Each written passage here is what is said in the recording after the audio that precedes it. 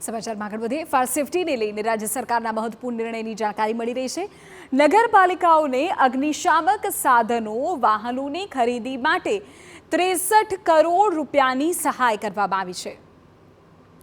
કિંજલ મિશ્રા અમારા સંવાદદાતા પૂરી વિગતો આપી રહ્યા છે. કિંજલ, જણાવો પૂરી વિગત. જી બિલકુલ, રાજ્યમાં જે રીતે ફાયર સેફટીને લઈને રાજકોટ અગ્નિકાંડ બાદ તંત્ર છે તે એલર્ટ થયું છે, ત્યારે નગરપાલિકાઓની વાત કરવામાં આવે તો તેમને પણ ફાયર સેફટી માટેના જે સાધનો છે તેની ખરીદી માટેની સૈદ્ધાંતિક મંજૂરી છે તે આપવામાં આવી છે.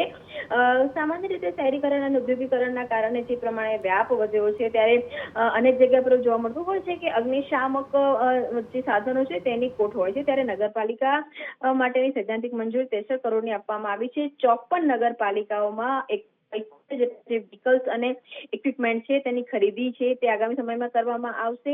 જીયુડીસી ના માધ્યમથી આ ખરીદી છે તે કરવામાં આવશે. ખાસ કરીને નગરપાલિકાઓની વાત કરવામાં આવે તો 18 મિની ફાયર ફાઇટરના ટેન્ડર, જ્યારે 21 વોટર બાઉસર, 29 વોટર કમ ફોર્મ ટેન્ડર અને 2 ઇલેક્ટ્રિક રેસ્ક્યુ બોટ માટેની જે ખરીદી છે તે કરવામાં આવશે, જેની સૈદ્ધાંતિક મંજૂરી છે તે મળી ચૂકી છે.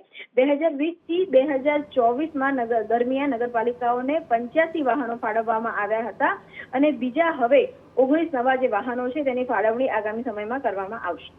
ઓકે કિંજલ, આભાર તમામ જાણકારી બદલ. તો હવે વધુ 19 વાહનો ફાળવાશે. રાજ્ય સરકાર દ્વારા મહત્વપૂર્ણ નિર્ણય